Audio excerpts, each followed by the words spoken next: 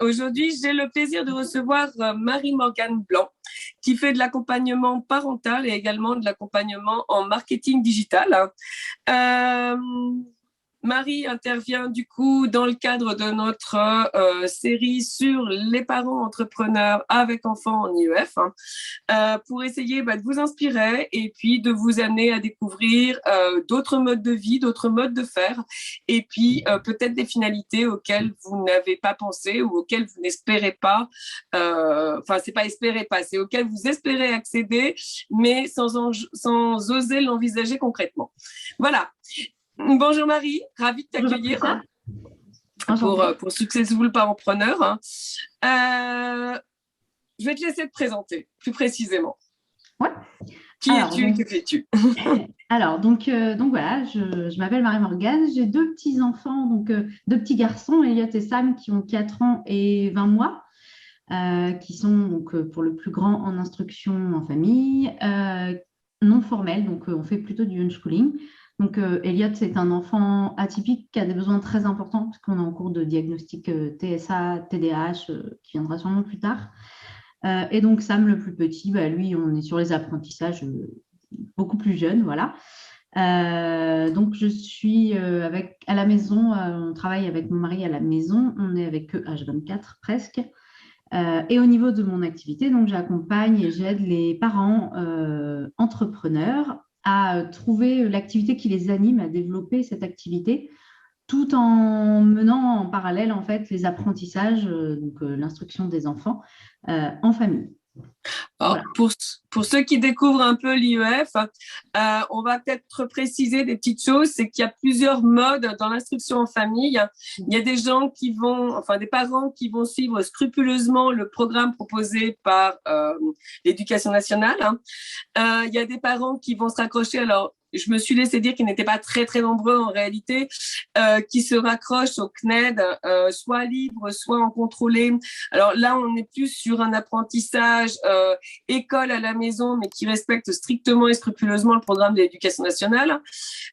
Et puis après, on a toute forme de ce qu'on appelle unschooling, qui sont des apprentissages, mais dans un cadre complètement informel. Qui sont toujours soumis à contrôle, mais où au final, on va aller apprendre aux enfants selon notre propre sensibilité. Voilà, à peu près pour resituer, parce que j'imagine que pour ceux qui tombent là-dedans, moi je suis tombée là-dedans par hasard au mois de novembre, enfin par hasard, non, de manière très forcée et contrainte au mois de novembre. Et donc, j'ai un peu découvert tout cet univers et j'ai commencé pour me rassurer par le CNED. Et puis l'année prochaine, on passe en unschooling totalement. D'accord. Ouais, voilà. Et c'est parce qu'au final, on se dit qu'il n'y a rien qui ne soit impossible et au pire, il y a Eduxol pour nous donner une trame si on veut plus ou moins suivre ce qui se fait, ce qui se dit, mais voilà. Bon, après, ce sont des choix personnels et ce sont des modes pour se rassurer ou pas. Voilà, et c'était juste pour essayer de recadrer parce que je sais qu'on a souvent des questions, les gens ne comprennent pas comment tout ça fonctionne et quelles sont les différences. Pour en venir à toi, du coup, comment tu vas organiser ta journée idéale ou ta semaine? Ma journée. Alors, ma journée idéale se passe jamais comme prévu, mais c'est pas grave en fait. C'est pour ça qu'elle est idéale. Voilà. Alors, en fait, on fait, moi j'aime bien dire, on fait avec le vivant. Donc, on fait en fonction des besoins des enfants, comme on peut. Après, quand il y a des impératifs, on s'est organisé au préalable, en général. Par exemple, quand j'ai des coachings ou des rendez-vous, papa emmène les enfants en balade, au parc, en forêt, voir leurs grands-parents. Enfin, voilà. Ils continuent leurs apprentissages partout où ils vont, il n'y a pas de souci. Et puis comme ça, je suis au clair, je suis pas interrompue, c'est aussi pour le bien et pour la bonne avancée de mes clients quand même, parce que c'est important. Et eux, leurs besoins sont respectés puisque ils sont quand même avec leur papa, avec de la famille, enfin voilà, écoutés, entendus, sans problème. Et on est très content de se retrouver le soir. Après, quand c'est pas des impératifs de rendez-vous, on fait au fil de la journée. Un peu, quand il y a des temps calmes, on en profite. Il faut toujours passer d'abord, on commence toujours par un temps de qualité en début de journée parce que ça remplit les réservoirs affectifs de tout le monde. Donc en fait, peu importe s'il y a des rendez-vous programmés ou pas, même s'il n'y en a pas, on commence toujours par ça parce que sur le reste de la journée, en fait, ça va donner aux enfants plus d'autonomie. Même dans le cas de Du mon coup, fils, qu'est-ce que tu appelles un rendez-vous de qualité? un temps de qualité, eh Un ben, temps de qualité, pardon. un temps en fait où on est vraiment dans le moment présent avec nos enfants. Alors parfois, il vaut mieux 10 ou 15 minutes où on est vraiment avec notre enfant. On passe un temps ensemble et on ne pense pas à autre chose qu'une heure et demie à être à côté de lui sur son téléphone, par exemple, où là, il n'y a pas vraiment d'échange de connexion, en fait. En fait, le temps de qualité, c'est une connexion avec ses enfants, un moment voilà, où on est vraiment ensemble, on ne pense qu'au moment présent. Et ça permet, bah, tout simplement, ça va développer des hormones, en fait, de la dopamine, etc. Et en fait, ça remplit ce qu'on appelle le réservoir affectif. Donc, le sentiment de bien-être et de sécurité arrive pour l'enfant, mais aussi pour nous, en fait. Et du coup, on se sent mieux sur la journée, ça abaisse le taux de stress, de cortisol, etc. Ça, même chimiquement, je veux dire, ça se défend, en fait, ça s'explique. Et du coup, le reste de la journée, en général, enfin, j'ai remarqué qu'il y a des fois où Plus on fluide. n'a pas réussi à le faire et la journée est plus dure, en fait. Ouais. Voilà, Du coup, tu vas faire quoi concrètement? Parce que moi, je vois le matin, c'est consacré, on passe une heure au petit déjeuner à échanger. L'un cuisine pour l'autre. Enfin bon, c'est leur petit rituel qu'ils ont institué de faire un petit déjeuner pour papa, maman, et puis changer à tour de rôle et puis modifier. Voilà. Nous, notre moment de qualité, c'est une heure de petit déjeuner où on est pleinement ensemble. ouais, c'est une chouette routine, le petit déjeuner, j'aime bien. Les miens sont un peu petits pour ça, mais c'est un super moment, je trouve. Bah, alors nous, c'est plutôt, alors le matin, ils aiment bien un peu de lecture, les jeux style cache-cache, touche-touche, etc. Les miens, ils aiment bien courir dans tous les sens, donc on peut être à fond et vraiment avec les enfants, mais en faisant pour autant un jeu animé. Donc des fois, c'est des comptines, des fois, on fait un jeu, enfin des fois, c'est de la peinture, par exemple, parce que oui, même à 7 heures du matin, nous, on fait de la peinture. Voilà, s'ils ont envie.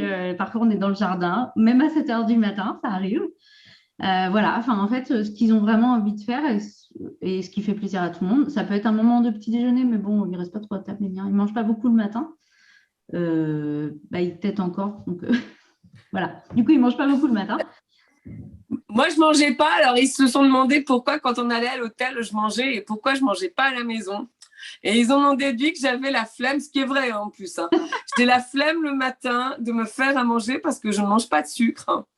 Ouais. Et du coup, je sors du petit déjeuner à la française et il faut que je sorte les œufs, la poêle, machin. Et rien que l'idée de faire la vaisselle derrière, je n'ai pas envie. Je comprends. La vaisselle, hein, sinon. Donc, du coup, ils se sont dit, bah tiens, si nous on cuisine, est-ce que maman elle va manger? Donc, du coup, bah ouais, puis en plus, ça me fait d'autant plus plaisir que c'est eux qui l'ont préparé. Ouais. Et puis, bah, c'est un moment où, au final, ils se valorisent parce qu'ils essaient, à chaque petit déj, ils essaient d'améliorer leur omelette, ils essaient de trouver des choses différentes. Hein. Et au final, c'est super sympa parce que ça leur fait découvrir plein d'autres choses. Ouais, bah, c'est typiquement l'apprentissage informel rentre vraiment là-dedans, en fait. C'est top, vraiment, c'est top. Hein. Bon, le truc qui est moins sympa, c'est que mes tailles de pantalon, finalement, je ne sais pas pourquoi ils rétrécissent. Il n'y a pas que des avantages, des fois. Mais bon, hein, c'est pas. Parce que c'est vrai que les maths appliquées dans la cuisine, c'est génial. Ah, bah oui. Bref. Donc, tu me confiais aussi que pour le côté, parce que les parents s'inquiètent souvent de ce côté social, tu confiais tes enfants, enfin ton fils, ton aîné, 2 fois par semaine à une forest school.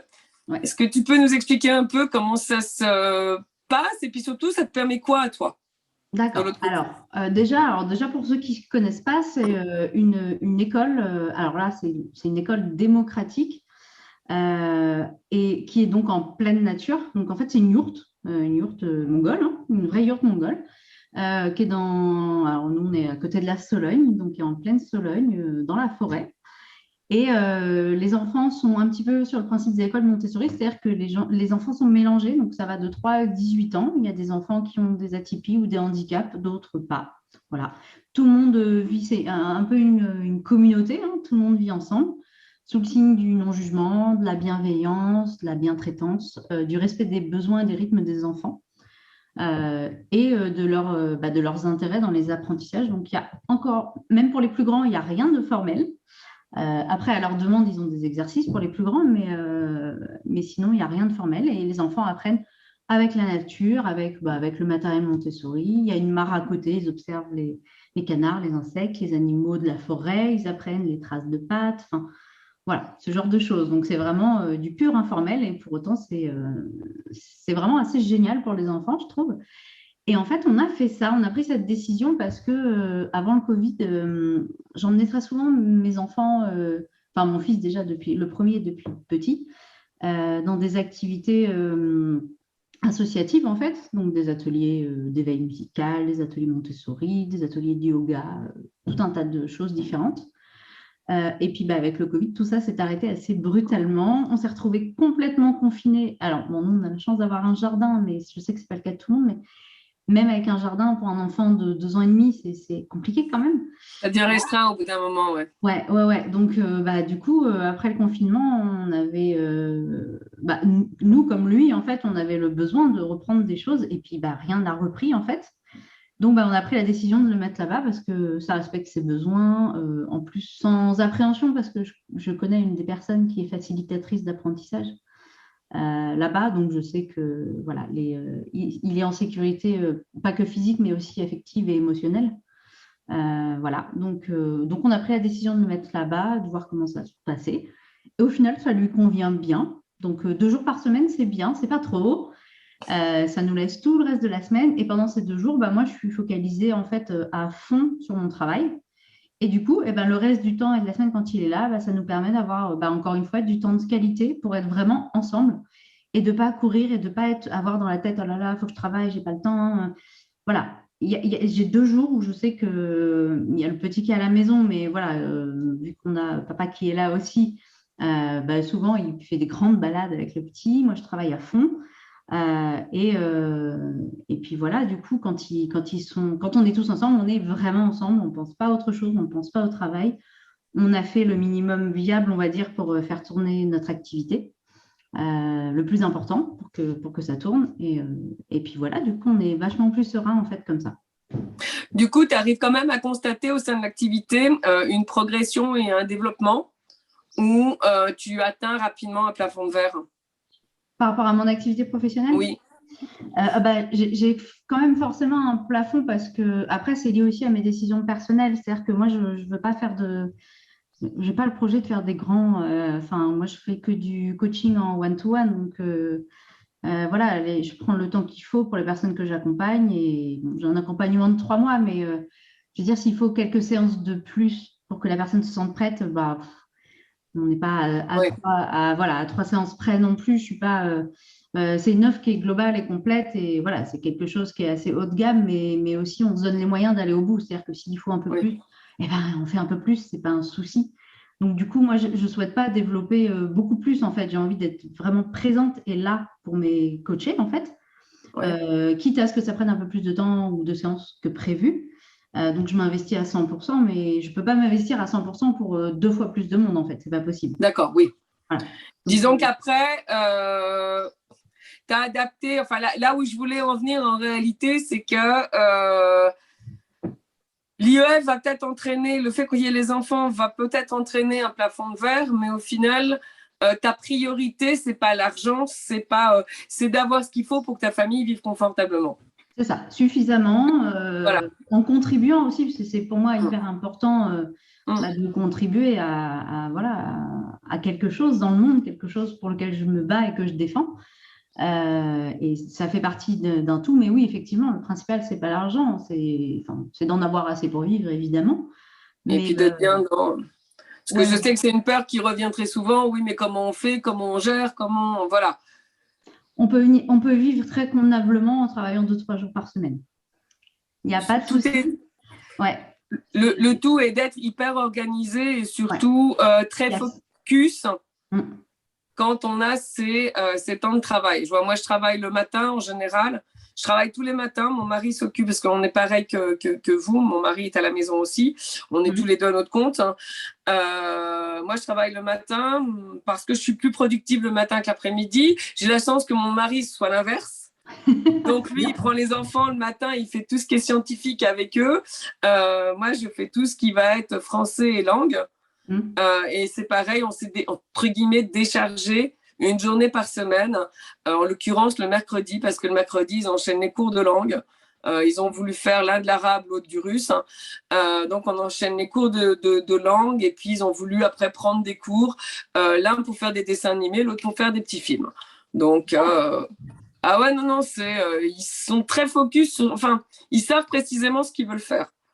Donc, on s'est dit, le mercredi, ils font ça. Et moi, le mercredi, c'est mon temps de travail, mon temps de productivité, on va dire. Ouais. Je concentre tout à ce moment-là parce que je sais que j'ai du temps, que je suis libre, je suis dispo.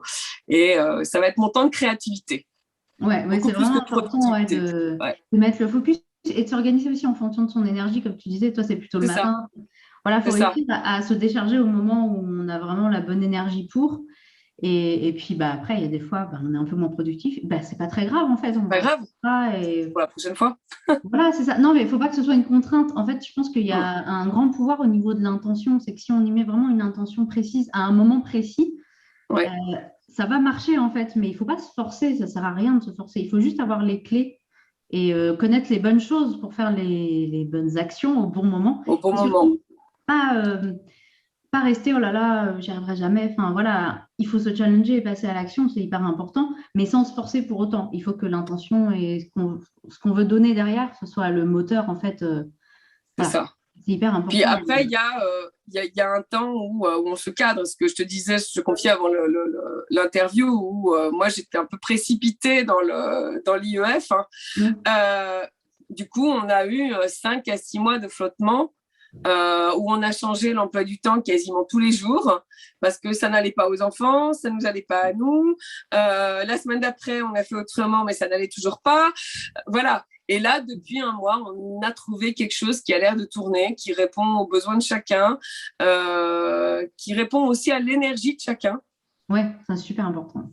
Mais voilà, ça demande une phase d'apprentissage, de se poser, de savoir comment on fonctionne pour pouvoir avancer mieux et avec ses enfants et avec son boulot au final. Du coup, si on reprend ton rythme de vie, l'IEF, t'envisages ça sur du long terme, t'envisages ça jusqu'à la fin du Covid? Il y a quoi pour toi derrière? Une philosophie de vie? Il y a quoi? C'est vraiment une philosophie de vie et même, je dirais, pour la famille, c'est un projet de vie. Vraiment. C'est plus c'est une philosophie, mais c'est vraiment le projet d'une vie. C'est-à-dire que j'envisage pas du tout de rescolariser mes enfants. Les 2 jours par semaine, là, pour l'instant, ça se passe bien. On va continuer parce que les activités n'ont pas repris comme avant. Donc, ça nous convient, ça lui convient. Et dans un premier temps, on va rester comme ça 1 an de plus, je pense. Pas au-delà, à mon avis. Et donc le projet long terme, ce serait, comme je disais, ce serait d'apprendre avec le vivant. Enfin, c'est comme ça que je dis moi. C'est-à-dire que d'apprendre en voyageant, d'apprendre les cultures en allant dans les pays. Si tout d'un coup un de nos enfants a un intérêt particulier pour quelque chose en particulier ou un pays ou une culture, on y va en fait. On prend nos affaires, on fait nos valises et puis on s'en va. On y va directement et on apprend sur place, dans le réel, dans l'environnement. Et donc, l'exemple que je t'avais donné tout à l'heure en off, je l'aime bien. C'est-à-dire que, en fait, par exemple, pour apprendre la guerre, on va en Normandie, c'est pas très compliqué, c'est pas très loin. Et quoi de mieux que de voir la réalité des choses et l'environnement dans lequel ça s'est passé, où ça se passe, si c'est des choses actuelles. Enfin, voilà, il y a aucune meilleure manière pour moi déjà de donner du sens à ce qu'on apprend et d'ancrer les apprentissages, parce que quand on fait des expériences comme ça, les enfants s'en rappellent. Ils n'ont pas besoin d'apprendre des leçons par cœur, ils l'ont vu, ils l'ont vécu, ils vont s'en rappeler. Enfin, moi, j'ai visité un camp de concentration quand j'étais petite, et je peux te dire que je m'en rappelle. J'ai pas eu besoin de relire des bouquins derrière, enfin voilà, ça ou autre chose, hein. Enfin, mon mari a visité Sarlat, qui n'a rien à voir, mais tout ce qu'il a vu là-bas, il s'en rappelle et il n'a lu aucun bouquin sur le thème. Mais voilà, on a vécu, on a donné du sens et on était dans l'environnement qui correspond à ce qu'on apprend et ça ancre super bien en fait. Ça fait des souvenirs sensoriels et on sait que les souvenirs sensoriels s'ancrent très bien. C'est le plus fort, c'est clair. Ouais. C'est clair. Mais j'ai la même approche, j'ai la même visée. Enfin bon, déjà nous, on habite normalement à l'île Maurice, hein. Donc je joue un peu dans les apprentissages, je joue sur les deux tableaux. Là, on a eu les élections, donc du coup, j'en ai profité pour leur faire comparer un peu les systèmes, les constitutions, Ah oui. la naissance des pays.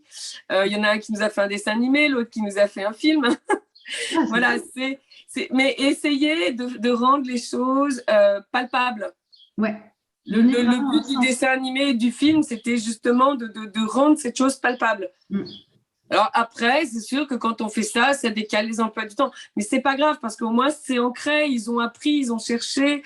Ils vont même parfois bien au-delà de ce qui est demandé, souvent même, parce que finalement, ils sont là, ils sont dans leur truc et ils veulent le rendre accessible et joli. Et voilà. Donc, ils vont aller chercher beaucoup plus, ils vont développer. Mais ouais, je te rejoins complètement sur le fait d'apprendre sur le tas. On est en train de regarder, on a notre aîné qui aime bien les châteaux pour aller faire le tour des châteaux de la Loire. Voilà. Parce qu'il y a une partie de l'histoire de France, il y a toute la partie de la Renaissance, il y a toute la partie architecturale aussi. Ouais. Donc voilà, et tout ça, c'est des choses dont ils vont se rappeler, ils les ont vues dans des livres. Ils ont commencé à se renseigner un peu parce que bon, j'ai la chance qu'ils sachent lire, donc à 8 et 10 ans, ils peuvent lire, donc ils vont lire. Mais après, de voir, ça rend plus concret ce qui a été lu. Ah ouais, c'est sûr. Et du coup, c'est vrai que c'est un beau projet de vie. Du coup, tu t'imagines ça quand tu te projettes, tu l'imagines comment? Parce que je sais que beaucoup nous disent ah, nomade digital, ben oui, mais c'est de l'argent, c'est beaucoup d'argent. Comment on conjugue le tout? Comment on conjugue quand on se projette dans ce genre de projet? Comment on va arranger son activité, les enfants, les besoins des enfants, l'apprentissage? C'est vrai que ça peut faire une grosse masse pour les gens. Pour les parents qui nous regardent, de se dire oh là, je change d'activité, que je change finalement, que je sorte complètement de ma zone de confort. Toi concrètement, qu'est-ce que tu imagines? Comment tu l'imagines? Avec quel budget? Alors déjà, je veux juste dire qu'il faut y aller progressivement. Je sais que moi aussi, j'ai des clientes qui sont complètement paniquées à l'idée de faire l'IEF parce que ça va changer toute leur vie. Mais en fait, tranquillement. On n'est pas obligé du jour au lendemain d'être digital nomade, de faire l'IEF de la manière qu'on veut, comme on veut, avec l'emploi du temps qu'on veut.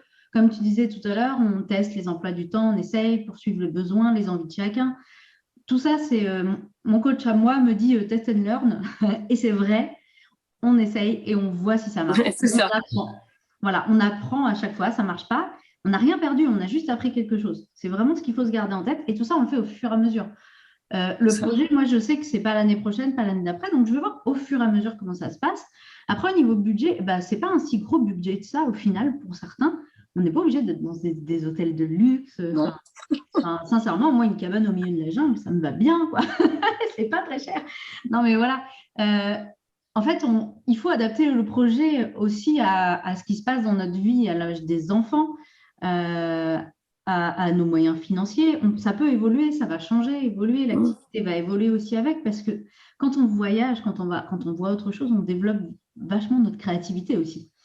Donc, ça veut dire des fois, on va avoir que 2 heures pour travailler dans un autre pays. Dans la journée, on n'aura que 2 heures pour travailler, mais on va être tellement créatif que ce sera l'équivalent de 7 ou 8 heures chez nous, en fait. Ouais. Pour moi, il faut le voir vraiment comme il faut tester des choses. Je ne suis pas en me disant oh là là, alors il va falloir faire ça avec ce budget, de cette manière. Je vis au jour le jour, en fonction aussi des besoins de mes enfants, parce que si on fait tout ça, je pense qu'on a la même vision. Si on fait tout ça, c'est pour nos enfants. Bien sûr. Pour la famille, moi, c'est pour oui, c'est pour une harmonie familiale. Exactement. C'est le mot qui me manquait. Et une vie, enfin moi je sais que j'y mets de l'harmonie, c'est le besoin principal qui domine dans ce projet. Voilà, exactement. C'est d'avoir de l'harmonie au sein de la famille, de partager des choses, parce qu'au final, alors de mon côté, le Covid m'a montré que même si j'avais une vie de qualité, parce qu'on avait un système de vie qui était très privilégié en vivant à l'étranger, malgré tout, ça restait 4 heures par jour avec mes enfants quand ils rentraient de l'école. et 2 jours par semaine les week-ends et 15 jours toutes les 7 semaines que l'Éducation nationale avait la gentillesse de nous accorder. Voilà. Ce qui, au final, au cours d'une vie, quand on fait le total, on n'a pas passé beaucoup de temps avec nos enfants. Oui, exactement. C'est vrai que c'est comme les enfants petits. Enfin, moi, j'ai jamais réussi à laisser mes enfants à une nounou, en fait. Parce que se dire qu'on fait des enfants, alors ça, c'est pas du tout un jugement, hein, ce que je vais dire, mais on fait des enfants et en fait, la nounou ou l'école les voit plus que nous presque. C'est ça. Nous, on en est la représentation. Moi, je sais que quand j'étais salariée, je passais plus de temps à mon travail qu'avec mon mari, quoi. Et le temps que je passais avec lui, il y avait une partie qui était pour dormir la nuit. Donc, on a plus d'échanges avec nos collègues qu'avec notre famille, nos très proches, mari, femme, enfant. On a moins d'échanges avec eux qu'avec nos collègues de travail dans une vie comme on est censé le formater, quoi. C'est quand même dommage. Enfin, voilà. Enfin, la volonté de mon projet, et je pense du tien aussi, c'est de remettre vraiment la famille au centre. Au centre. Les apprentissages au centre, la famille au centre. Enfin, c'est hyper important de retrouver cette harmonie. Tu l'as super bien dit, je trouve. Et de réapprendre à vivre ensemble et bien et de profiter et à grandir ensemble aussi parce que faut pas croire l'apprentissage, souvent on nous dit mais l'apprentissage il est bidirectionnel. Ouais, j'ai dû apprendre avant-hier l'anatomie du faucheux, hein, quand même. Ah voilà. Voilà. Donc il y a des choses que je savais pas, hein. Moi, j'ai eu le droit avec le Covid, j'ai eu le droit à toute l'histoire des vaccins et des virus parce que mon fils, voulant être médecin, du coup, il s'est pris de passion pour Raoult et il a voulu comprendre ce que le professeur Raoult racontait et il est allé faire des recherches, mais alors des trucs de fou. Il est arrivé, pourtant j'ai une bonne base en médecine, il est arrivé avec des trucs en me disant, alors ça, c'est... attends, tu me poses ça sur un papier, puis je termine ce que je suis en train de faire, puis je vais aller chercher, puis regarder... puis voir avec toi. Mais au final, j'ai appris en 9 mois, là, j'ai appris 10 fois plus que... parce que tu vas aller t'intéresser, enfin, les parents vont être obligés d'aller s'intéresser à ce qui intéresse l'enfant. C'est ça. Et puis le fait de suivre aussi les intérêts de l'enfant. Enfin, là, tu dis, elle est si jeune, il t'a sorti des trucs de fou. Parce que ce truc-là l'intéresse, donc il va aller tellement au bout de ses recherches et de ses expériences, même sur les plus petits, moi je suis plutôt sur les expériences du coup. Du coup, ils apprennent même eux 10 fois plus en fait en très peu de temps, puisque ils testent, ils recherchent, ils apprennent, ils s'autonomisent aussi beaucoup. Du coup, ils développent une super autonomie à faire des tests, des expériences. Enfin, je veux dire, c'est... Enfin, voilà. À observer, à poser des questions. Alors ça, c'est souvent... je vois, c'est souvent peut-être le frein chez les parents, c'est « Ah oui, mais s'il me pose une question et que je ne sais pas, si on ne sait pas, on ne sait pas, on dit « je ne sais pas ». Exactement, je veux dire, c'est quand on est remonté, là, on habitait une partie au début d'année, on habitait en montagne. Puis un jour, on descend dans la vallée, mon plus jeune me dit maman, quand on est parti ce matin sur le compteur de la voiture, sur le tableau de la voiture, c'était écrit -1, il neigeait. Là, c'est écrit -1, il pleut. Pourquoi c'est pas facile comme question. Non, pas facile. Et c'est vrai que c'est une question que je me suis jamais posée. Pourtant, j'ai grandi dans un milieu de montagne. C'est ce que je lui ai dit. Écoute, j'ai pas de réponse. Je ne sais pas. Quand on arrive, on ira regarder sur Google, voir ce qu'il nous raconte. Et puis, on a regardé Google. Il avait un livre sur la météo. On est allé regarder le livre sur la météo. Puis, essayer de comprendre les nuages. Et puis, maintenant, il s'amuse à regarder dans le ciel les nuages, à les reconnaître. Voilà. C'est super. En plus, il applique tout de suite dans le quotidien, du coup. C'est ça. Ça amène notre apprentissage, en fait. On s'aperçoit qu'un angle droit sur un mur, c'est beaucoup plus facile à appréhender qu'un angle droit sur un bout de papier. Ça, c'est sûr. Ça paraît tout bête, mais l'autre fois, il faisait un exercice de maths. Il a lu son exercice 10 fois. Il me dit, je comprends rien. Mais je dis, attends, je dis un angle droit, t'en as un là. Oui, alors il a pris l'équerre, il a mis l'équerre. Bon, il se trouve que le mur, il a un petit intervalle. Oui, bon. Pas tout à fait droit, mais bon. Théoriquement, il était supposé être droit. Mais voilà, et pour eux, c'est des choses concrètes qu'ils n'ont pas à l'école. Et le fait que ce soit concret, et je pense que quand on lâche prise, parce que chez les parents, il y a beaucoup de ça, quand on arrive à lâcher prise, il n'y a rien qu'on ne leur apprenne ou que l'école veuille leur apprendre qu'on ait nous appris. Oui. Donc, et qu'on est dans notre environnement et que notre capacité d'adulte nous est fait rendre concret dans l'environnement. Donc, au final, souvent, je leur dis, écoute, tu lâches prise sur le cours et si on te parle d'un angle droit, tu vas lui montrer deux murs qui se croisent. Voilà. Et ça, je crois que c'est la principale bascule à faire dans la tête des parents, c'est ce paradigme cassé. Ça n'a rien à voir avec le fait d'avoir été bon à l'école ou pas à l'école. Ah oui, c'est qu'est-ce qu'on a observé dans notre environnement, comment on a mis les choses. Et je pense que c'est vraiment le truc qu'il faut que les parents appréhendent. Ouais, mais c'est vrai que c'est très dur et ça fait partie des barrières qu'on se met, des croyances limitantes. Ouais. C'est normal, s'il y en a qui nous regardent, qui disent oh là là, j'ai ce problème, c'est normal. Hein. Moi, elles ont toutes ça, hein, mes clientes. Il n'y en a pas une qui ne l'a pas eu. Et moi-même, je l'ai eu au début. Hein, voilà. Donc, ça fait partie des choses qui se travaillent et qui se résolvent, en fait. Mais c'est normal. Hein, on a été formatés tous comme ça, en fait, ou presque tous, malheureusement. Mais voilà, tout le monde a ses croyances et ses petites barrières qu'on se met. Mais en vrai, tu as raison, on est tous capables de le faire. On n'est pas. Enfin, je veux dire, voilà, nous, on n'est pas plus intelligente que d'autres. Si on y arrive, les autres peuvent y arriver, il n'y a pas de souci. Il faut juste savoir voilà, les bonnes clés et vraiment lâcher prise et arrêter de stresser pour le programme officiel et tout. Il n'y a rien dans le programme officiel. Hein. Oui, après, Après, en fait, c'est juste une manière de tourner les choses. Enfin, moi, j'ai fait un dossier pédagogique pour le contrôle avec le socle commun, alors que je n'ai rien de formel, mais vraiment pas une feuille de papier avec des lettres dessinées et tout. Il apprend dans le sable, hein, donc pas du tout sur des feuilles. Ils étaient conquis, hyper contents. Pour eux, c'était hyper clair parce que j'ai donné un cadre pour eux, en fait, parce qu'eux, ils en ont besoin, tout simplement. Hein. Oui. Mon fils, on n'a pas besoin de. Voilà, ce côté formel, mon fils n'en veut pas, il n'en a pas besoin, mais eux, ils en ont besoin. Donc, en fait, j'ai pris l'informel, j'ai mis des photos, des explications en reprenant bien les termes du socle commun. Voilà. Nickel, ils m'ont dit super le dossier pédagogique, limite on vient, c'est une formalité. Enfin, voilà, en fait, il faut juste se mettre à leur place. Voilà, eux, ils ont un travail à faire, des directives, ils sont dans un truc, ils ne peuvent pas sortir de leur carcan parce que c'est leur métier, c'est comme ça qu'on leur a appris. Et voilà, il faut aussi se mettre à leur place. Et en fait, moi, je me suis juste mise à leur place. Je me suis dit, qu'est-ce que j'aimerais voir pour que ce soit simple pour moi. Et puis, j'ai fait sans prise de tête, voilà, avec un lâcher-prise total. Et voilà, mais c'est passé tout seul, pas de problème. Donc, parents, lâcher-prise, tout va bien se passer. Et lâcher-prise, surtout, y compris quand on est entrepreneur. Je veux dire, encore plus. Les choses vont se conjuguer naturellement. Ouais.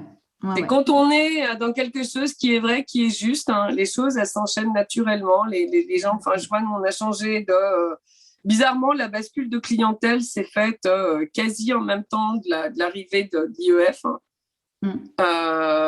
sans qu'on n'ait rien demandé, sans qu'on soit allé chercher ailleurs, puisqu'on est deux sur Successful Parentpreneur. Et ça s'est réorienté vers moins d'accompagnement, mais plus de consulting. Donc, au final, on a des heures, on a des créneaux horaires. Parfois, on a une journée qui est bloquée. Mais comme tu disais tout à l'heure, tu me parlais de 2-3 jours de travail par semaine. Ouais, c'est à peu près ce que j'ai aussi, 2-3 jours de travail par semaine. Et le reste, et ça ne me permet pas de vivre moins bien que quand j'avais une semaine complète de travail. Voire même mieux.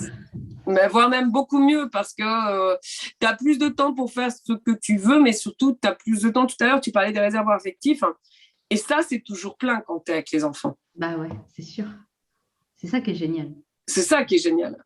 Et du coup, tu as de l'énergie à donner à autre chose, tu as de l'énergie à donner à tes clients, tu as de l'énergie pour même mettre d'autres projets en place. Ouais, exactement. On est beaucoup plus créatif, en fait, du coup. C'est ça. Notre cerveau est libéré, notre cœur est rempli, en fait.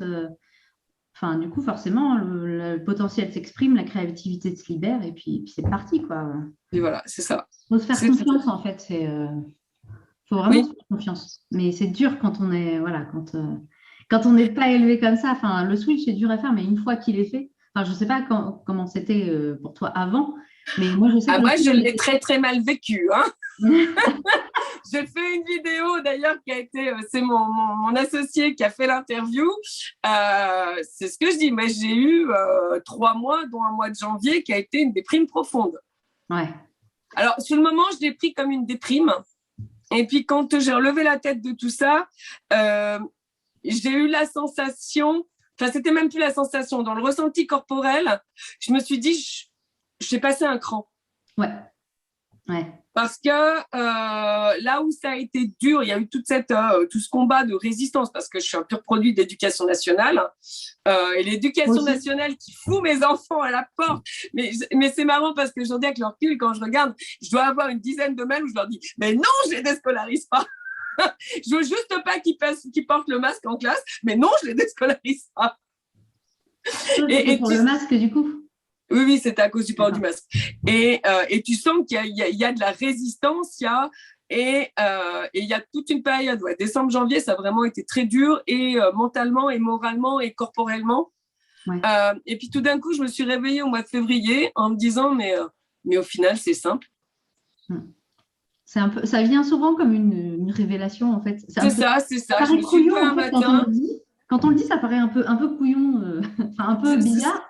Mais quand on le vit, c'est génial, en fait. Voilà. Et puis un matin, je me suis dit, c'est simple, pourquoi je me plains? J'ai toujours rêvé, j'ai toujours râlé après. Parce qu'il était hors de question pour moi que je passe sans mes enfants.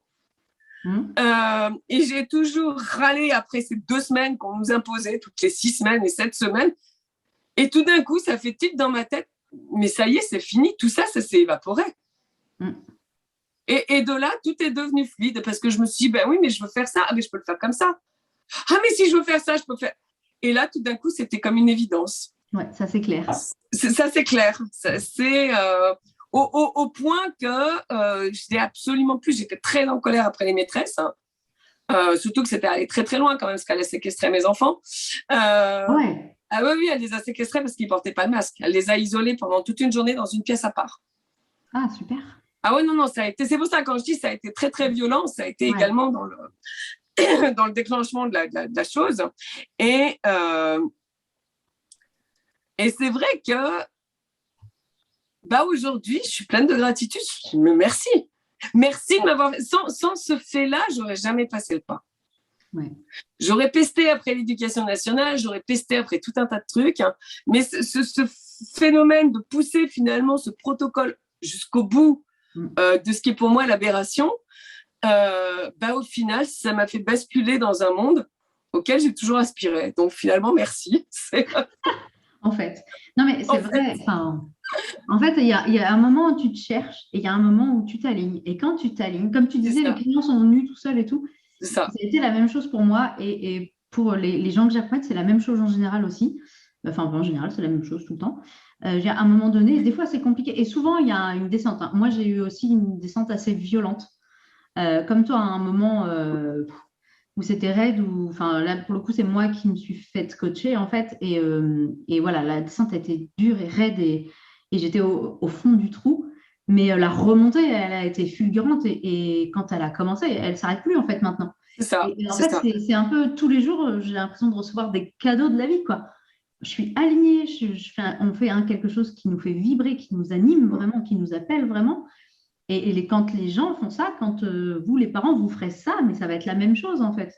À partir du moment où on est à la place où on doit être, tout ça se passe pour le mieux en fait. Ça se passe bien, c'est fluide, c'est naturel, c'est voilà.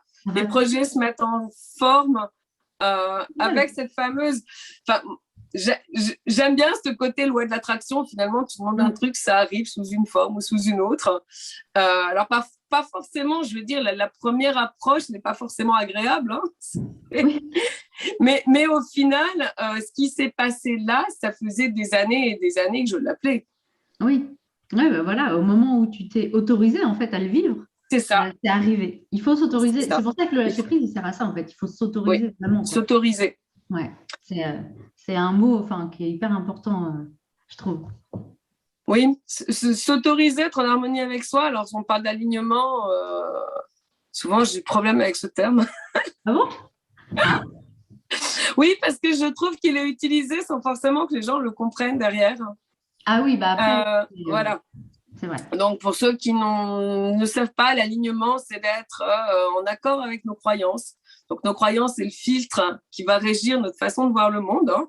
Moi, dans mes croyances, j'avais que que l'éducation nationale était un incontournable pour éduquer les enfants. Donc, il a fallu que je dégomme cette croyance pour pouvoir vivre ce que j'avais envie de vivre, à savoir une de mes valeurs fortes qu'elle partage.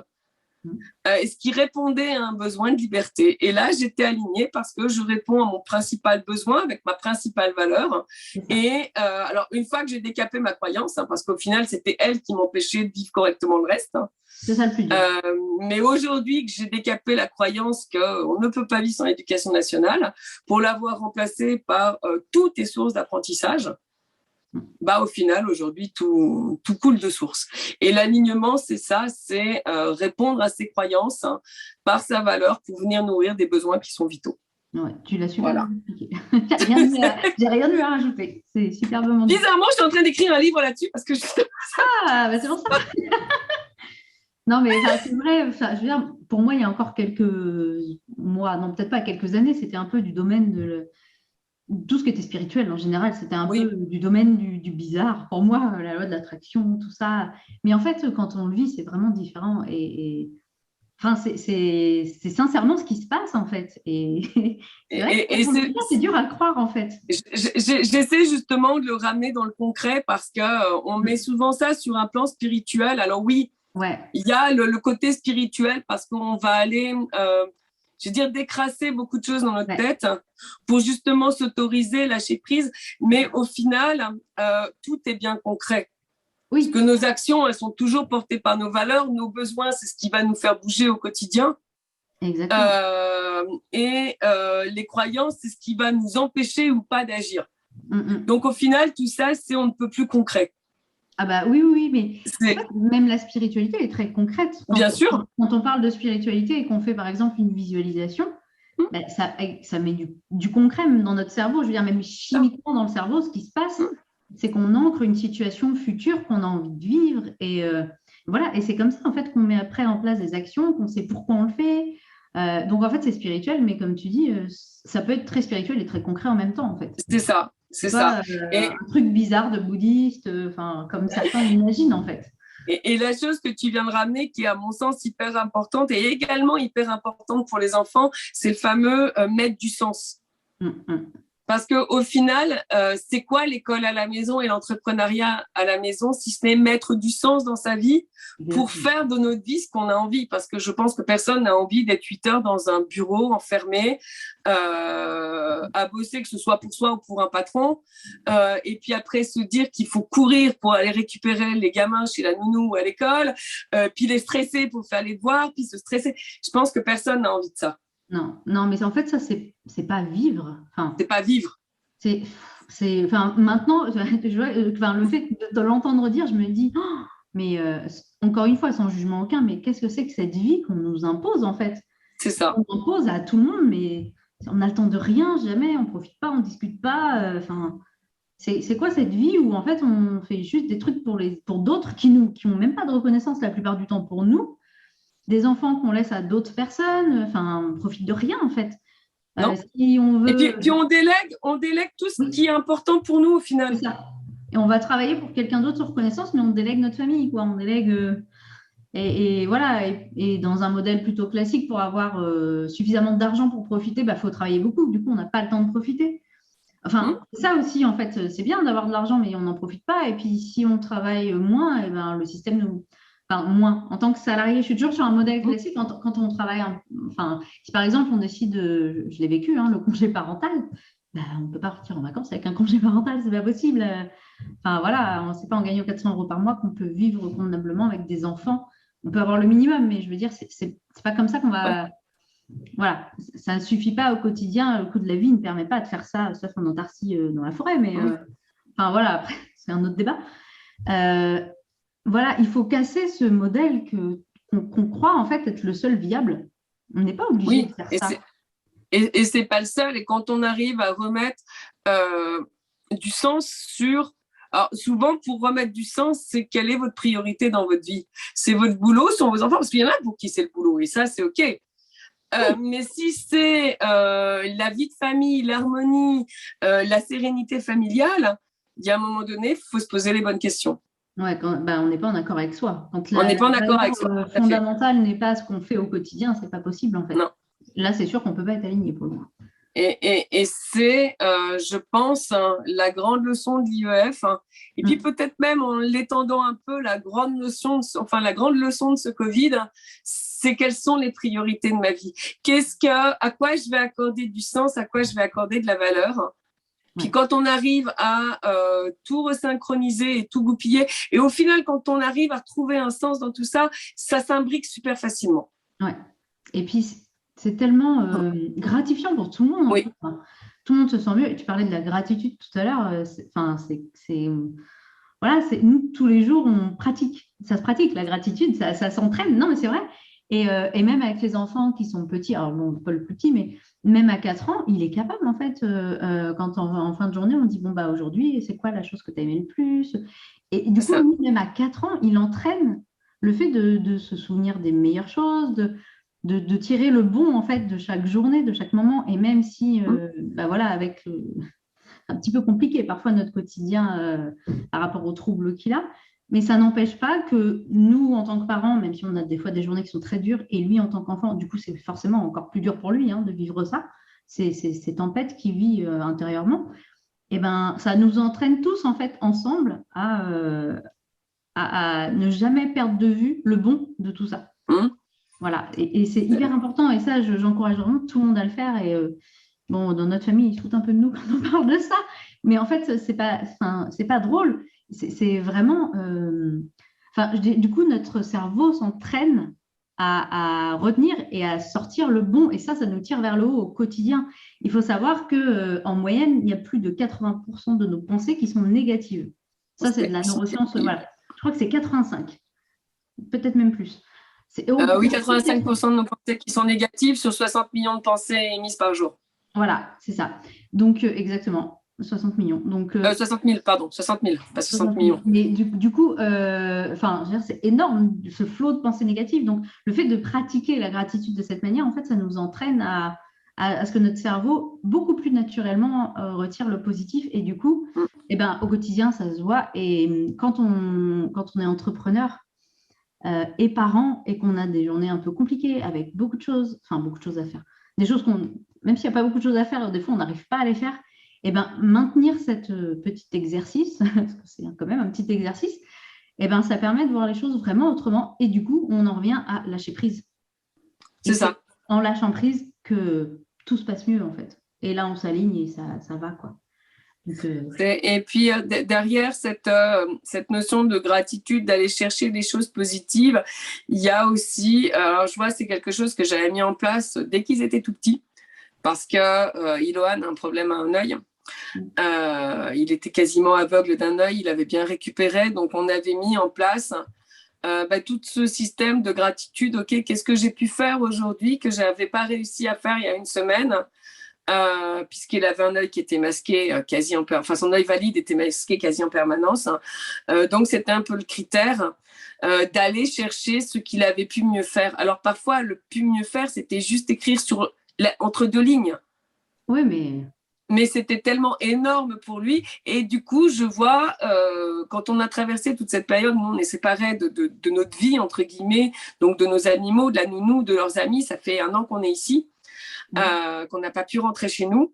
Et ils ont tiré qu'on a découvert l'automne, on a découvert le printemps, parce que chez nous, ça n'existe pas. On a pu avoir nos animaux en visio. Alors, c'est pas pareil que de leur faire des câlins, mais voilà, ils vont aller chercher toutes les petites choses qui font que le quotidien, au final, n'est pas aussi insupportable qu'on voudrait nous le faire croire ou nous le faire dire. Ouais, et le fait de voir des choses positives, en plus, ça entraîne le positif et donc les progrès. C'est ça. Parler de ton fils par rapport à son souci au niveau de l'œil. Et du coup, pour lui, il voit les progrès et ça l'encourage c'est inconscient après, mais ça l'encourage à en faire d'autres. Alors, je dis pas que c'est volontaire ou pas, mais ça encourage son inconscient à faire d'autres progrès pour encore être dans cette dynamique. Et du coup, c'est ça. Et ça fonctionne pour tout le monde, en fait. C'est juste un mécanisme neurologique, donc neurobiologique. Donc, et c'est vrai que du coup, alors oui, il y a des gens qui se foutent de nous, mais pour moi, c'est comme toi, c'est le truc qui est important, c'est OK, qu'est-ce qu'on retient? Qu'est-ce qui s'est passé de bien? Parce qu'au final, il y a eu des tas de choses, des petites choses. Mais sur un an, il y a plein de choses qu'on a pu faire qu'on ne pouvait pas réaliser à cause de ces satanées vacances toutes les 2 semaines. Et qu'on a pu faire là, et ça, c'est palpable pour eux. Ouais. Et du coup, c'est vrai que les enfants sont dans le concret. À partir du moment où c'est bien. Puis même après, pour en revenir à l'entreprise, le truc qui est intéressant, c'est quand ils comprennent. L'autre fois, mon fils disait, mon plus jeune disait à mon plus vieux, laisse papa puis maman travailler parce que comme ça, on va pouvoir faire ça. Puis si on fait ça, on fera pas de français ni de maths. Et voilà, il a su aller tirer le truc parce que d'aller au jardin des fleurs, ça l'intéressait beaucoup plus que de faire des maths. Forcément. Du coup, on a eu cette période de ce laps de temps de 4 heures la veille pour qu'on puisse travailler parce qu'on avait dit, écoute, si on arrive à finir ce qu'on a à faire, on pourra se libérer demain matin ou demain après-midi. Et du coup, il s'est dit, mais c'est intéressant parce qu'on va les laisser travailler, on va être calme, on va faire ce qu'ils nous demandent. Puis comme ça, demain, on va pouvoir faire sauter les maths et le français, ça c'est bien ça. Et au final, c'est l'intelligence collective. Hein. C'est ça. Et du coup, tu les vois qui réfléchissent autrement.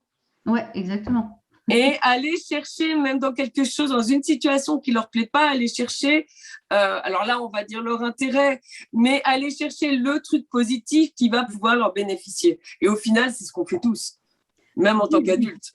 Oui, inconsciemment, c'est ce qu'on fait. Mais quand c'est conscient, c'est encore mieux, du coup. Mais c'est bien, oui, c'est ce que je voulais, c'est là où je voulais en arriver, c'est qu'au final, comme c'est conscient, ils ont une capacité d'analyse et de regard sur ce qui se passe qui est totalement différente. Et je pense que c'est la chose qu'il faut garder en tant que parent et entrepreneur, c'est comment on va analyser l'environnement, comment on va analyser ce qui se passe pour tirer des opportunités et non pas des inconvénients. Ouais, exactement. C'est comme ça que ça fonctionne le mieux et c'est comme ça qu'on réussit en fait, parce que de toute façon, quand on est tout le temps négatif, il y a j'ai un coach qui disait c'est la différence entre être pauvre et être fauché. C'est-à-dire que en fait, il y a des gens qui disent de toute façon, j'y arriverai pas, je suis pauvre, je peux pas investir, je suis pauvre. Mais en fait, c'est un mauvais état d'esprit. Il faut dire je suis fauché. Ok, bon, en ce moment, j'ai pas d'argent sur mon compte, je suis fauché. Mais ça repousse. Voilà, ça veut dire que c'est à l'instant T et qu'on sait que ça va changer. Alors quand on dit je suis pauvre, ça devient un état d'esprit, notre cerveau enregistre ça et on attire ce qu'on est et ce qu'on... C'est pareil, il y a des gens qui rigolent quand je dis ça, on attire ce qu'on vibre. C'est ça. C'est vrai en fait, c'est vrai. Si on part comme ça, en fait on va rester comme ça parce que voilà, c'est ce qu'on vibre, c'est ce qu'on pense être et du coup c'est ce qu'on va être en fait. Il faut essayer d'être la personne qu'on veut être, pas la personne... Devenir. Voilà, ce qu'on veut devenir et être déjà... j'ai une cliente qui s'appelle Marine et elle me parle de sa Marine 2025. Voilà. Elle se comporte comme Marine 2025. Ça me fait beaucoup rire. J'aime bien, en fait, elle s'imagine ce que va être sa vie en 2025 et du coup, elle fait comme si elle était déjà dans cette vie. Et je trouve ça, c'est super. C'est bien ça. Ouais. C'est bien parce qu'en même temps, le cerveau, il a une date, il a un objectif qui est précis, c'est clair. Voilà, moi j'ai posé l'intention et tout, mais je n'avais pas mis cette date. Et du coup, maintenant, on s'en sert. C'est-à-dire qu'en coaching, je lui dis, et quand elle a un problème, qu'est-ce qu'elle ferait, la Marine 2025 Qu'est-ce qu'elle ferait Et du coup, c'est vrai que ça débloque parce que ouais. C'est bien, j'aime bien cette théorie. Tiens, on va terminer là-dessus en souhaitant aux futurs parents et en tant que parents en IEF, entrepreneurs, qu'est-ce que vous serez en 2025 ? Quel parent, quel entrepreneur vous serez en 2025 ? Ce serait bien de voir les réactions et les... Si on veut te contacter, on te trouve où ? Sur mon profil Facebook. D'accord, donc c'est Marie Morgan. Pardon ? sous Marie Morgane. Oui, Marie-Morgane, voilà, sur Marie M-A-R-Y. Ouais. Je mettrai les liens sous la vidéo, comme d'habitude. Ouais, ça marche. Voilà. Après, alors, comme je disais, moi, je ne peux pas accompagner tout le monde dans le programme. Je prends très peu de monde. Donc, j'ai fait à la demande de gens avec qui je discute, j'ai créé un groupe Facebook. Donc, voilà, s'il y en a qui veulent se joindre, la condition, c'est d'avoir soit une entreprise, soit d'avoir un projet et de faire d'être parent, évidemment. Donc, sinon, un projet déjà établi ou une idée de projet, une idée à éprouver en projet? Ça peut être juste une idée ou même pas d'idée en fait, mais d'avoir envie de faire quelque chose en fait. D'accord. Si c'est pour, l'idée c'est de s'entraider dans ce groupe et que les gens que moi je peux pas accompagner puissent quand même avoir de l'aide et des ressources en fait. Donc voilà, faut pas hésiter à venir. Je l'ai créé cette semaine, hein, il est tout récent, mais c'est pas une obligation du tout. Hein, mais voilà, ça permet d'avoir des ressources. Je pense que je vais en mettre et j'encourage les parents qui sont dedans aussi à partager leurs expériences. Parce qu'il y en a qui sont déjà digital nomades. Enfin, voilà, il y a de tous les stades en fait d'avancement. Donc, c'est bien de partager. Voilà, ça fait de l'entraide. Donc, éventuellement, il faut m'envoyer un petit message. J'ai pas encore mis c'est tellement récent que j'ai pas encore mis le lien sur le profil, mais ça sera fait dans la semaine. Donc, voilà. Ok. Écoute, je mettrai tous les liens si vous voulez rejoindre Marie. Je vais te rejoindre aussi parce que on est en train de monter avec nos enfants, on est en train de monter un blog parce que j'ai pas envie de faire un dossier pédagogique. Hein. Donc, je me suis dit, je vais tout caler sur un site internet. Au moins, c'est en ligne, c'est accessible, autant que ça serve à tout le monde. Ouais, c'est super. Et mes enfants sont chargés de faire les vidéos et les dessins animés. Ça, c'est un super projet de famille. C'est un projet de famille. C'était l'idée de se dire, OK, maman, elle fait les textes, papa s'occupe de toute la partie technique. Hein. Et puis, les deux petits loulous, ils font les vidéos sur les thématiques qui leur plaisent, sur ce qu'ils ont envie de montrer, sur ce qu'ils ont envie de partager, parce que je m'aperçois, alors, je ne sais pas si c'est le cas de beaucoup d'enfants ou de tous les enfants, mais je m'aperçois qu'ils ont envie de montrer ce qu'ils ont appris et envie de le partager. Et ça me paraît super important de se dire, OK, j'ai pas peur de me confronter au regard des autres. J'ai terminé un projet, je le soumets pour voir ce qu'on en pense. Et puis, ça nous nourrit en fait de partager. Enfin, je veux dire, il faut sortir du carcan où on est entrepreneur, on veut que vendre. Enfin, des fois, j'entends ça, mais non, en fait, on contribue. En fait, je pense que quand on a une philosophie de vie comme la nôtre, on a envie, pas que l'idée, c'est pas que tout le monde suive forcément, mais de venir aider les gens qui ont envie de faire ça, mais qui n'osent pas, qui n'arrivent pas à lâcher prise, comme tu disais. Ouais. Et c'est hyper gratifiant, juste. Et c'est, moi, je suis hyper heureuse quand on me remercie à la fin d'une conversation. Oh là là, mais là, c'est vachement plus clair pour moi. J'ai plein d'idées qui arrivent. Et en fait, je m'en fous si c'est pas une cliente ou un client. C'est pas le problème, mais je me dis, voilà. Là, des fois, avec quelques mots, on peut presque pas changer la vie, mais aider quelqu'un à changer de paradigme. Et moi, il y a quelqu'un qui m'a aidé à faire ça. Et je n'aurai jamais assez de gratitude pour cette personne. Je n'ai pas été cliente de cette personne, mais elle a changé moi non plus. Comme quoi, non mais voilà. Et en fait, chacun son tour. Quelqu'un nous a aidés, on aide quelqu'un qui aidera quelqu'un d'autre. Et c'est comme ça que ça se passe. Et contribuer, c'est ça. Et aider et partager, c'est ça. Et ça peut se faire de toutes les manières possibles et inimaginables. C'est vrai que moi, j'ai pas cette fibre à avoir envie d'accompagner les parents parce que mon truc, c'est l'entrepreneur. Mais à côté de ça, c'est vrai que je me dis, si on partage, qu'on voit qu'après tout, l'IEF, c'est un IEF par famille, voire par enfant parfois. C'est ce que j'allais dire. Ils n'ont pas les mêmes centres d'intérêt. Exactement. Et que tout ça, c'est OK. C'est beaucoup plus facile pour les parents de passer le pas, je pense. Ah oui, c'est sûr. Voilà. Mais tout est histoire de lâcher prise, encore une fois. C'est ça. Franchement, quand on a cassé toutes ces croyances, toutes ces barrières et tout, mais on est soulagé, quoi. Et là, on peut se lancer dans l'aventure et ça n'est que bonheur. Mais je dis ça, après, il y a des jours où c'est pas facile. Et comme tous les parents, il y a des soirs où on n'en peut plus, où on a pleuré. Mais on les passerait bien par la fenêtre. Pas encore. J'en suis pas arrivée là. Moi, hier, c'était ça. J'ai le grand qui a tapé sur le petit. Donc, on a eu un gros moment de solitude. Hein, mais bon, Ouais, C'est mais tout. voilà, je pense que c'est aussi important de dire que ça arrive à tout le monde, en fait, et qu'on n'est Bien pas. sûr. Ah, on Enfin, n'est pas des super. Enfin, moi, je me sens voilà, pas ni superwoman ni super businesswoman. Euh, c'est juste une important de le maman bien savoir. dans sa vie, bien dans sa peau. Et puis à côté de ça, une entrepreneuse épanouie parce que je fais ce que j'aime et que ça me donne suffisamment en retour financièrement parlant pour que je puisse faire ce que j'ai envie de faire avec mes enfants. Et tout le monde Voilà. est comme ça. Et, Voilà. et je pense que l'équilibre, il est là. Ouais, exactement.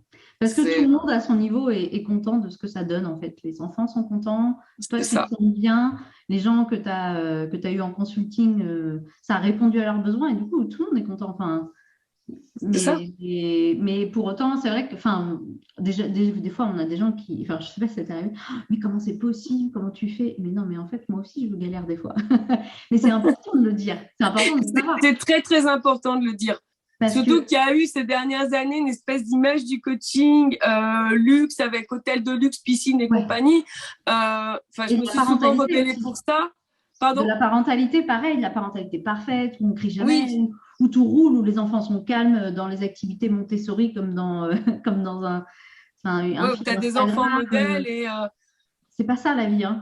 enfin, pour moi, c'est pas ça. C'est déjà pas mon trip d'entrepreneur de me balader dans les hôtels de luxe parce que Oui, je préfère. Moi, je suis une fan de l'immobilier, donc je préfère garder l'argent pour le réinvestir dans l'immobilier. Mais ça, c'est parce que c'est mon truc. Et puis à côté de ça, une vie de famille parfaite, c'est aussi une vie de famille où on s'engueule, ouais, bah oui, oui. Enfin, puis bon, s'il se où passe on rien, c'est recadre chiant. parfois, où on recadre parce que voilà. Et c'est pas. Oui, on peut réussir, mais réussir, c'est pas être parfait.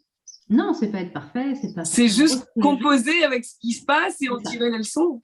Ben ouais, exactement. Mais voilà, j'aime bien le préciser parce que des fois, Ouais. on se fait une idée un peu biaisée avec tout ce qu'on voit, comme tu disais, les entrepreneurs dans les hôtels de luxe. Mais il y en a qui, même s'ils ont les moyens, bah, ils y vont pas. Bah, comme, enfin, voilà, c'est comme tu disais, moi, c'est pas mon trip du tout, hein. Je préfère un parc en pleine nature, une yourte, par exemple, qu'un hôtel Ah, de luxe. mais Mais voilà, on voit beaucoup de choses enjolivées, mais enfin, ça reste la vie quotidienne, mais elle peut être belle et joyeuse quand on la vit comme on a envie, vraiment, et c'est quand on ça. est en famille et apaisé, qu'on partage. Enfin, voilà, il faut. L'année dernière, on rigolait parce qu'on est parti en vacances. On a fait 2 jours dans un hôtel parce que comme on s'y est pris au dernier moment, il n'y avait plus que ça de libre, donc on a pris ça. Puis après, on s'est retrouvé en camping et on rigolait avec mon mari parce qu'on disait finalement, le seul truc qui nous tienne, c'est d'avoir notre box Wi-Fi pour pouvoir travailler quand il faut. Ouais, mais c'est ça, C'était exactement. ça. Par contre, sur Internet, c'est compliqué. Et comme on avait une box mobile, au final, on est passé d'un grand hôtel à un camping miteux, un camping un peu mieux. Voilà. Sur 4 semaines, on a testé différents trucs. Mais c'est ce qu'on disait, après tout, le truc vital chez nous, c'est juste la box C'est la Internet. boxe. Non, mais exactement, exactement. C'est la Et priorité. c'est un peu comme ça que j'imagine la suite. De me dire tant que j'ai ma connexion internet, le reste ça n'a absolument aucun même en pleine forêt, en pleine montagne, tant que j'ai une connexion Wi-Fi, après le reste tout roule, tout Bah, est c'est ça, en ok. fait. Être ensemble en famille avec une connexion. C'est Voilà. ça, c'est ça. Ouais, Les c'est chiens, les pareil. chats, la famille, la connexion, tout est ok. C'est ça. Non, mais voilà. Bah, Enfin, voilà, vraiment, les parents, enfin, ceux qui nous verront lâcher prise, allez-y. Et il faut oser, en fait. Et il faut oser aussi être qui on est vraiment. Parce ouais. que des fois, enfin, tu me dis si je déborde, hein, c'est peut-être. Non, non, c'est pas grave, on n'a pas Voilà. de temps à partir. Mais c'est pareil, enfin, là, je parle de choses que je rencontre souvent en fait dans mes accompagnements, hein, parce que bah, du coup, c'est Hum, des problèmes récurrents. Euh, Il y a plein de gens qui, mais enfin, cela dit, moi aussi au début, et je me suis fait coacher aussi pour ça, on n'ose pas vraiment incarner en fait qui on est, enfin, alors que ouais, non, mais je vais pas poster ça sur mes réseaux, qu'est-ce que vont dire mes amis, tout ça, mais non, en fait, si on parlait d'alignement tout à l'heure, si on veut s'aligner, il faut être qui on est, il faut vivre qui on est, quoi. faut assumer ce qu'on est. Voilà, il faut s'assumer, assumer ce qu'on est, et puis allez-y en fait, parce que si ça plaît pas à certaines personnes, eh ben ça veut dire que ces personnes, elles sont pas faites pour vivre avec vous. Enfin, si on a besoin d'être faux pour être ami avec quelqu'un, ça veut dire qu'on n'est pas vraiment amis. Non, En fait, c'est il faut être qui on est pour de vrai, quoi. Enfin, il faut assumer ce qu'on est, et on va attirer en fait les personnes qui sont faites pour être avec nous. pour travailler avec nous, pour vivre avec nous, enfin, ça marche professionnellement et Et, personnellement. et c'est marrant ce que tu dis parce que nous, dans la clientèle qu'on va attirer, on a énormément de chefs d'entreprise, puisque, juste pour préciser un peu, on fait souvent de l'optimisation d'activités. Donc, soit des activités qui sont en difficulté où on va rétablir d'un côté tout ce qui est dans le dur de l'entreprise, donc ça c'est Michael, moi je m'occupe plus de tout ce qui est mindset de l'autre côté, ou propulser des gens à aller plus loin. C'est nos deux créneaux. Et je m'aperçois que les gens qu'on va attirer, c'est des gens qui sont un mélange de Michael et de moi. Donc Michael est quelqu'un de très carré, de très rigoureux. Je veux pas dire qu'il n'a pas de spiritualité, hein, mais dans son travail, il est vraiment super carré. Puis moi, à côté, j'ai ce côté un petit peu foufou, loi de l'attraction, machin, et d'arriver vers les chefs d'entreprise, même des grands chefs d'entreprise, en leur disant, ouais, ok, mais vous imaginez quoi le soir quand vous vous couchez? Et ça casse le truc. Et au final, je m'aperçois qu'on a des gens qui sont très ancrés dans le matériel, dans les apparences, dans ce que les autres vont penser, et qui ne rêvent que d'une chose, c'est d'avoir ce côté, mais je me poste, pas en costard, mais à moitié à poil, et c'est OK. Qui cherche ce côté un peu foufou. Donc, c'est marrant parce qu'il y a ce mélange de Michael et de moi, et ça me fait toujours rire parce que je me dis au final, ils viennent pour des problèmes très sérieux. Et la demande derrière, c'est libérez-moi de toute la pesanteur de ce qu'on m'impose. C'est ça. Non, mais bah oui, on attire qui on est, mais c'est super en fait, du coup. Enfin, ça doit être Oui, du coup, c'est. d'avoir des clients comme ça, c'est top, quoi. Mais, Et c'est ça, et quand on est soi-même, même finalement en association, en étant super différent, ben, on s'aperçoit que ben, on attire nos profils ou des gens qui sont notre profil moins un ou deux niveaux. Oui, ben, c'est ce que j'allais dire. Qui aspirent à devenir. Et c'est super gratifiant parce qu'au final, votre client idéal, c'est vous moins deux. Ouais, ben, c'est ça. Tu parlais tout à l'heure de Marine 2025. Là, en l'occurrence, c'est Marine 2019 qui va venir. Voilà, c'est ça, mais c'est ce qu'on ne voit pas quand on entend parler de manière très technique du copywriting, être magnétique. Oui. En fait, être magnétique, c'est juste être soi-même et du coup, naturellement, en fait, les gens qu'on est censé attirer, donc qui nous ressemblent ou qui veulent, enfin, qui nous ressemblent, qui aspirent à des choses similaires, mais qui sont un peu, bah, voilà, au chemin d'avant, quoi. Donc, un peu moins deux niveaux, comme tu disais. Mais en fait, on n'a pas besoin de chercher. Quand on est vraiment soi-même et aligné, qu'on ose, bah, ça vient tout seul, en fait. C'est pas être magnétique en utilisant des mots. Enfin, évidemment, après, il y a des choses techniques, mais ça vient vraiment... Enfin, moi, je suis toujours étonnée de voir comment ça vient naturellement quand on est au bon endroit, au bon moment, de la bonne manière. Enfin, voilà. Non, mais c'est vrai. Et du coup, ça vient, quoi. Juste, ça vient. Il faut accueillir et prendre... Enfin, voilà. Et s'autoriser à accueillir. Ouais, s'autoriser à accueillir ça, c'est dur des fois. Bon, c'est encore des barrières et des croyances, mais bon, ça se casse tout ça, c'est pas grave. Ça se démonte, tout à fait. Tout est démontable. Oh oui, tout est démontable et tout est recomposable comme on a envie que ce soit recomposé. C'est ça c'est un peu la magie de notre esprit au final, c'est que c'est très modulaire. Ouais, voilà. Et puis, je dirais même qu'il faut des fois aller il y a des fois, il y a des gens qui ne vont pas vers ce qui les attire parce qu'ils trouvent ça bizarre. Et moi, la première, il y a quelques années, j'étais assez attirée par tout ce qui est spirituel, par exemple. Mais alors, j'étais quelqu'un d'hyper cartésienne, une ancienne RH, enfin bon, voilà, pour situer un peu. Donc, bon, autant dire que la méditation, la spiritualité, à ce moment-là, voilà. Pour autant, ça m'avait toujours attirée. Mais je ne sais pas pourquoi, par presque principe, enfin, je ne sais pas, j'étais jamais allée voir. Mais le jour où je me suis autorisée à le faire, eh ben, ça a participé au changement de ma vie, en fait. Ouais. Voilà, enfin, aujourd'hui, dans mes accompagnements, il y a de la spiritualité, il y a de l'énergétique, il y a plein de choses comme ça, alors que les gens qui ne m'ont pas vu depuis 5-6 ans, je pense qu'ils ne comprendraient pas, quoi. Mais la différence, il y a juste un moment où il y a un switch où je me suis autorisée à le faire. Et il y a beaucoup, alors moi, c'est ce domaine-là, mais il y a d'autres gens, ça va être autre chose. Et ils vont pas vers ce truc-là parce que ils s'autorisent pas. Les gens, ils vont penser que c'est bizarre, les gens vont penser que machin. En fait, on s'en fout des gens, soyez vous-même, quoi. On s'en fout des autres. Et c'est beaucoup plus Vous vivez facile pas parce pour les autres. qu'on dépense beaucoup moins d'énergie quand on est soi-même. C'est ça, ça se fait tellement Naturellement. naturellement que, et puis c'est intuitif, c'est naturel, ça, enfin voilà, ça vient tout seul, quoi. Ouais, Donc il faut vraiment y aller. Si on sent qu'il y a un truc qui nous appelle, il faut aller voir. Il faut aller voir. On c'est teste. ça. Si c'est pas bon, c'est pas grave, mais on aura Non, pas on aura besoin. toujours appris quelque chose. Ouais, toujours. C'est Donc voilà. C'était ce qu'on s'était dit pour l'UF parce que mon mari était. Alors moi, j'étais réticente, il l'était encore plus que moi. Il avait encore beaucoup plus de peur. Et on s'est dit, après tout, on s'en fout. On peut revenir en arrière. Toujours. Voilà. Et rien que ça, au final, ça facilite le process. Et de se dire qu'on peut revenir, on peut toujours revenir en arrière. Il y a toujours un bouton rembobinage, on peut toujours revenir en arrière. Donc, après tout, on prend des risques dans rien.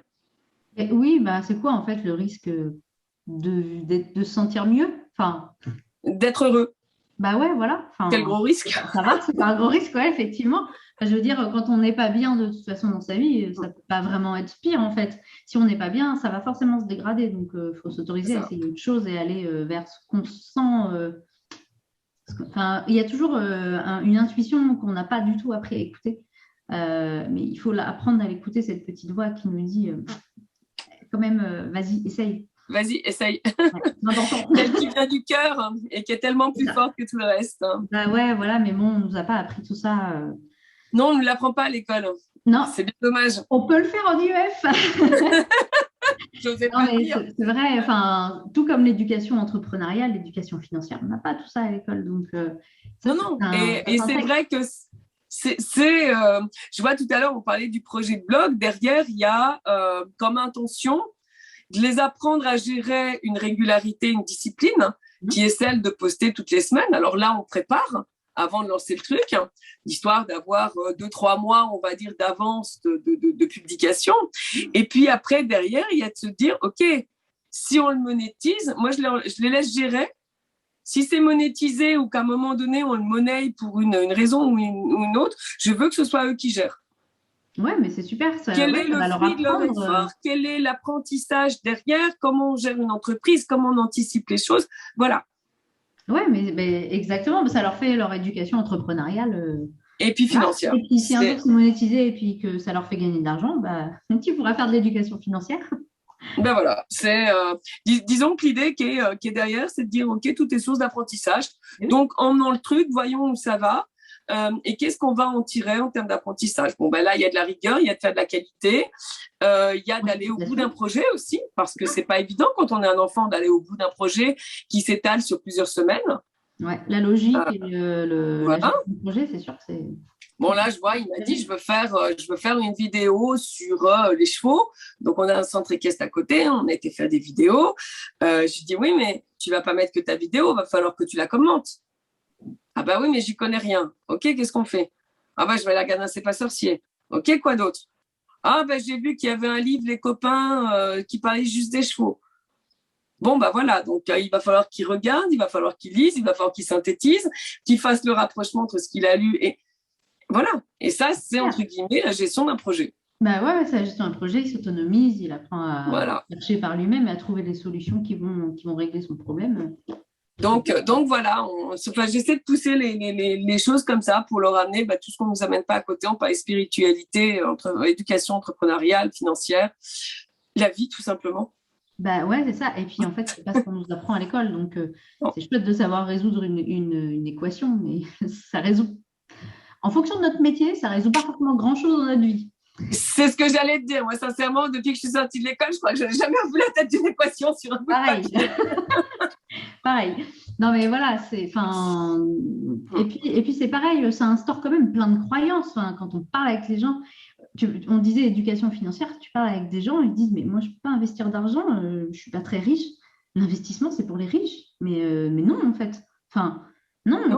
Tu renseigner, savoir comment ça marche, mais voilà, moi, mes premiers investissements, les tout premiers, ça a été 100 euros dans les cryptos, par exemple. 100 euros, je veux dire, et ça aurait pu être 20 euros. Voilà, Ouais. beaucoup de gens qui, même s'ils n'ont pas beaucoup d'argent, peuvent commencer par investir 20 euros. Il faut bien différencier l'actif du C'est passif. ça. Voilà, mais ça, on ne nous l'apprend pas. Il y a encore des gens de la Et génération puis, au-dessus de nous. Hum. avoir à cœur ce que je vois, mon premier investissement que j'ai fait, j'avais 23 ans, j'avais un CDI, un CDD à l'époque, hein, donc les banques très frileuses, et mon père m'avait dit, je te soutiens.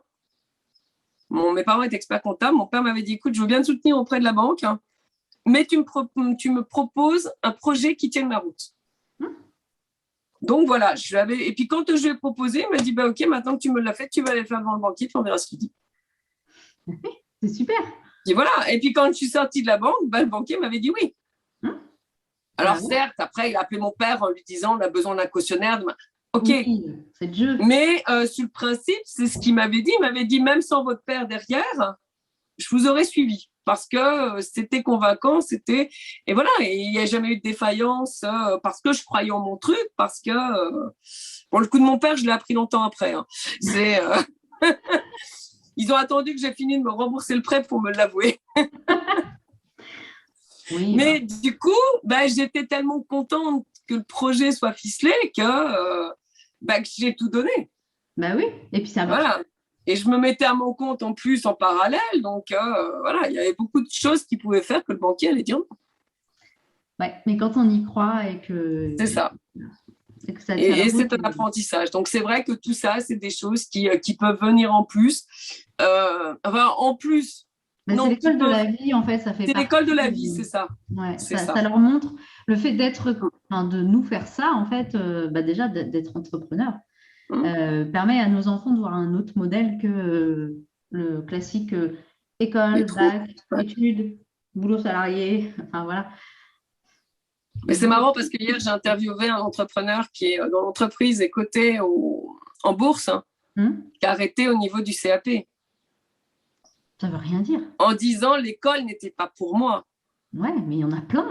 Mais c'est clair. Mais c'est génial de rappeler qu'il n'y a pas que l'éducation qui est capable de faire de grands hommes et de belles réussites. Et d'ailleurs, c'est quand même souvent je voudrais pas. C'est souvent l'inverse. C'est souvent l'inverse. Parce que les gens, après, ils ont des super bons postes et tout, mais on en revient à ce qu'on disait tout à l'heure. Est-ce qu'ils profitent vraiment de leur vie? Est-ce qu'ils sont heureux? Est-ce qu'ils kiffent leur travail? Vraiment? Je ne suis pas sûre. Je suis pas sûre. Peut-être qu'il y en a probablement, mais je ne suis pas sûre que ce soit la majorité. Et quand on voit beaucoup de coachs business, on limite pas le bac, quoi. Et pourtant, c'est des super coachs business. Mais quand on apprend à se débrouiller autrement, on apprend sur le tas, comme les enfants en IEF. C'est ça. En fait, on apprend vachement mieux. Donc, et on apprend des choses vraies et utiles surtout. Ouais, on apprend les choses de la vie, les vrais trucs de la vie, quoi. Mais ce qui nous sert au quotidien. Et bon, voilà, c'est juste comme ça que ça marche en fait. Donc, c'est pas parce que vous n'avez pas le bac que vous pouvez monter une entreprise. Exactement. C'était là où je voulais en venir à la base. Partons pas avec des croyances ni avec des limitations. On est tous capables. À partir du moment où on a été capable de faire des enfants, on est capable de leur apporter ce qu'il leur faut. C'est ça, exactement. Et je pense que c'est la chose qu'il faut qu'on retienne. Exactement comme quand on a une idée d'entreprise ou quelque chose qui nous tient à cœur, on est capable d'en faire quelque chose de concret. Ouais. Voilà. Et que ce soit viable, mais tout ça, c'est du peaufinement après. C'est de l'enrobage, c'est ça. C'est de l'enrobage, après, c'est comment Après, c'est juste des calculs et quelque part, je veux dire de la statistique pour dire, ok, là, à tel moment, il faut que tu fasses ça. Voilà. Oui, c'est des outils, des choses à apprendre. C'est des outils après. Faisable pour à peu près tout le monde, quand même, je pense. Oui.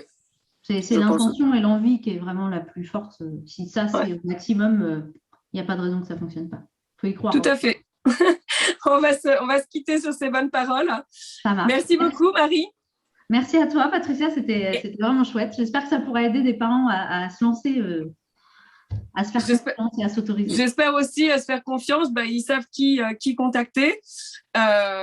désormais, s'ils veulent être accompagnés ou tout au moins sur le groupe pour avoir aidé un soutien et des informations, surtout qu'ils n'hésitent pas. Et puis voilà, après, c'est le bon côté de l'IEF, c'est que les parents sont très solidaires pour partager, voilà, il y a beaucoup de groupes sur Facebook où les gens vont partager, vont témoigner, vont se répondre. En ce moment, la grande question, c'est quels sont les supports que je vais utiliser pour la rentrée. Et il y a vraiment des échanges et une belle solidarité, je trouve. Il y a un bel élan derrière ce mouvement.